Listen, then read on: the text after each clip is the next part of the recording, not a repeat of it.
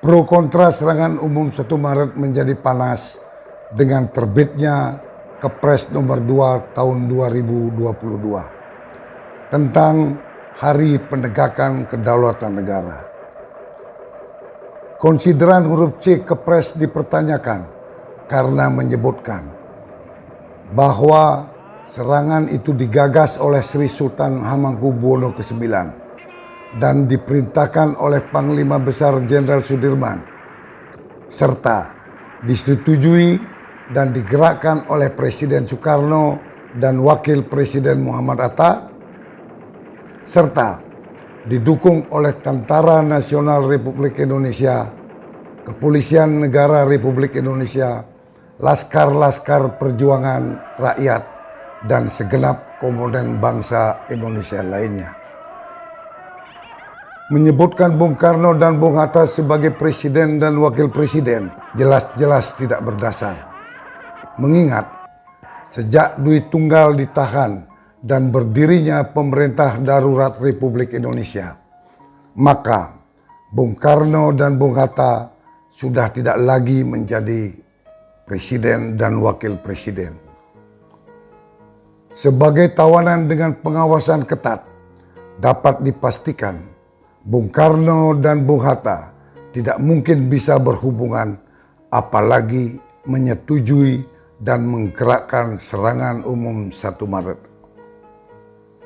Menyebutkan serangan umum didukung oleh TNI semakin janggal karena serangan umum 1 Maret adalah gerakan militer.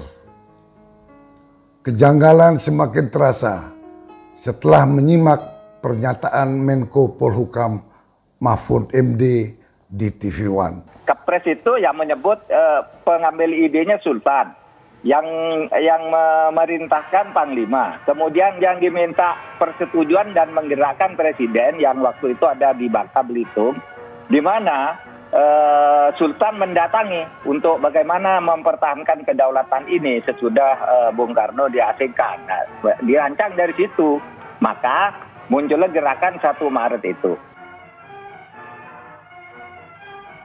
Pernyataan Menko Polhukam bahwa Sri Sultan datang ke Pulau Bangka sebelum tanggal 1 Maret untuk berunding dengan Presiden sangat menyesatkan. Sebab diketahui Sri Sultan baru datang ke Bangka pada tanggal 10 Juni tahun 1949. 3 bulan setelah serangan umum 1 Maret. Pertanyaan kembali timbul setelah memperhatikan pernyataan Menko Polhukam. Ini hanya menyebutkan bahwa hari itu adalah hari penegakan kedaulatan negara, dan yang disebut di situ hanya pimpinan negara, ya, presiden dan wakil presiden, kemudian Menhan Sri Sultan Hamengkubuwono ke-9 dan Panglima Jenderal Sudirman sebagai penggagas dan penggerak. Nah, yang lain tidak disebutkan, Pak Harto.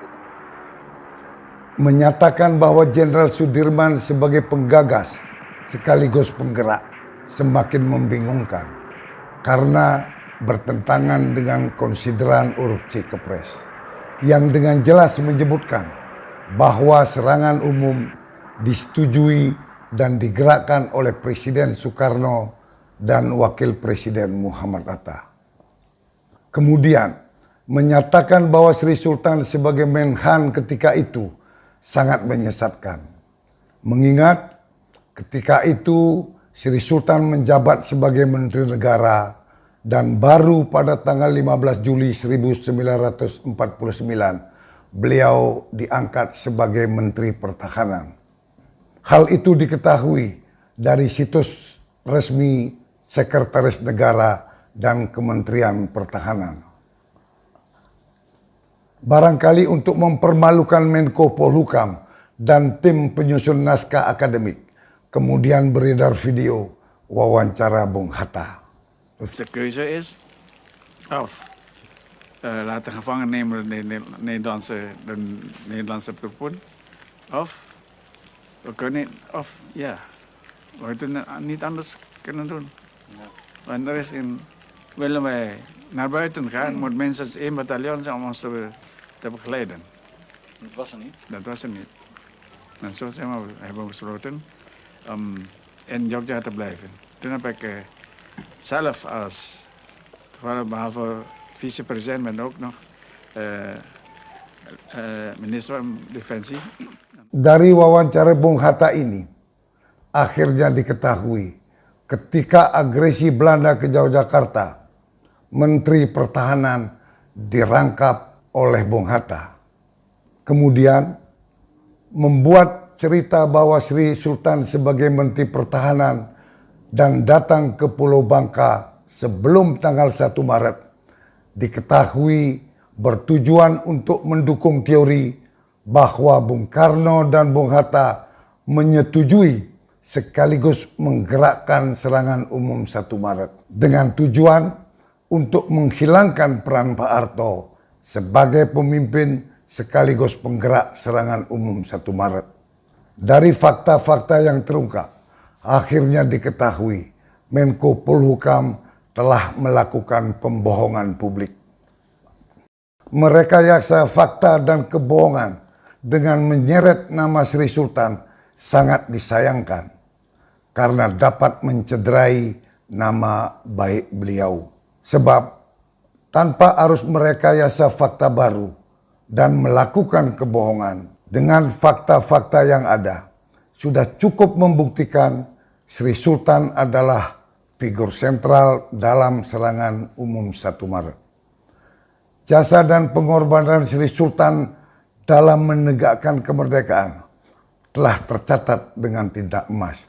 Sehingga mencatut nama Sri Sultan dalam masalah ini perlu dipertanyakan. Sebagai almarhum yang dihormati oleh bangsa ini, rasanya tidak pantas beliau dibawa-bawa hanya untuk mengecilkan peran Pak Harto. Barangkali khawatir almarhum akan terseret ke dalam pro kontra yang tidak produktif, mengharuskan Sri Sultan Hamengkubuwono ke-10 mencernihkan persoalan dengan menyampaikan kronologis peristiwa serangan umum 1 Maret. Adanya perlawanan sporadis pada akhirnya melahirkan gagasan untuk melakukan serangan umum yang lebih besar dari segala penjuru.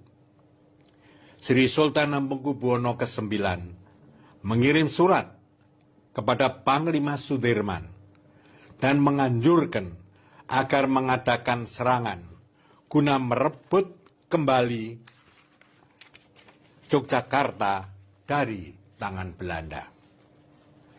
Panglima Sudirman menyetujui saran Sri Sultan Hamengkubuwono ke-9 dan meminta Sri Sultan untuk berkoordinasi dengan Letnan Kolonel Soeharto sebagai Komandan Brigade 10 Berkres 3. Tak lama, Sri Sultan dan Letkol Soeharto melakukan pertemuan dan keduanya sepakat untuk melakukan serangan umum 1 Maret 1949 pada pukul 6 pagi. Dan memang benar terjadi.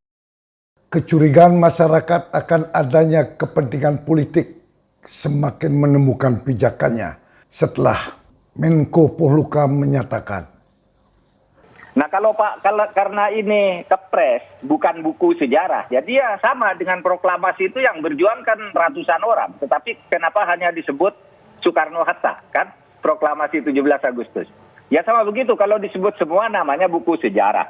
Nah kalau Anda mau tanya buku sejarah, ini ada sejarah 1 Maret, serangan umum 1 Maret ini yang menjadi dasar ditetapkannya 1 Maret sebagai Hari Kedaulatan ini sudah diseminarkan di UGM, di Pemda DIY, Pemda seluruh Indonesia, Pusat Sejarah Pendidikan Kemdikbud.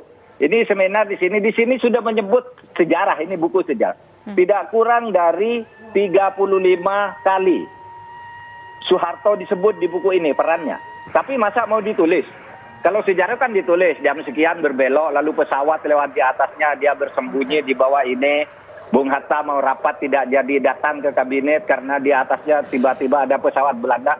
Kan itu sejarah. Nah kalau di buku itu ada semua. Tapi kalau di dalam kepres yang menentukan 1 Maret itu sebagai hari kedaulatan negara, yang tidak menyebut sejarahnya, menyebut tanggalnya sebagai peristiwa. Dan siapa pencetus idenya yang pertama. Jadi kalau mau disebut semua yang setara dengan Pak Harto tindakannya, ada Kolonel Sudarto, ada Nasution, ada Kawilaran, ya, dan macam-macam. Di situ Simatupang ada juga, Sunarto, Sudarto dan sebagainya, Bahrum, semua banyak. Kalau mau disebut jangan hanya Soeharto, gitu kan? Yang punya peran yang sama pada saat itu, karena Pak Harto itu hanya adalah komandan Werkeres 3 di daerah sekitar Jogja di situ, padahal di daerah lain, bahkan di luar negeri, bahkan di Sumatera Barat, semua berperan untuk mempertahankan NKRI ini. Pernyataan Menko Polhukam terlihat tidak menjawab keresahan masyarakat. Karena semua orang tahu, Kepres memang bukan buku sejarah. Pertanyaan masyarakat adalah, kenapa Bung Karno dan Bung Hatta yang sedang dalam tahanan harus disebutkan dalam Kepres menyetujui dan menggerakkan serangan umum 1 Maret. Pernyataan Pak Harto hanya sebagai Komandan Werkeres yang hanya mewilayai Yogyakarta, dan banyak orang yang perannya sama dengan Pak Harto seperti di Sumatera dan di luar negeri dilihat sangat janggal. Apabila cara pikir itu digunakan, seharusnya tim penyusun naskah akademik juga mengkaji peristiwa 10 November dan peristiwa-peristiwa lainnya. Mengingat semua peristiwa perlawanan terhadap Belanda setelah kemerdekaan juga merupakan penegakan kedaulatan negara. Menko Polhukam tampaknya lupa bahwa yang menjadi landasan dalam penetapan Kepres nomor 2 tahun 2022 adalah peristiwa serangan umum 1 Maret. Sehingga yang dikaji bukanlah peristiwa-peristiwa di Sumatera, apalagi di luar negeri. Meminjam dan mengikuti pendapat Menko Polhukam tentang penandatanganan proklamasi, maka sebagai sebuah peristiwa sejarah, dari fakta-fakta yang terungkap akan diketahui siapa penggagas, pemberi instruksi, siapa yang memimpin, dan siapa yang menggerakkan serangan umum 1 Maret. Kemudian setelah memperhatikan pernyataan Sri Sultan Hamengkubuwono ke-10 dan instruksi rahasia Kolonel Bambang Sugeng, maka sudah tidak dapat dipungkiri lagi Pak Harto lah yang memimpin dan menggerakkan serangan umum 1 Maret. Sehingga tidak ada alasan lagi untuk tidak menyebutkan nama Pak Harto sebagai pelaksana sekaligus penggerak dalam Kepres.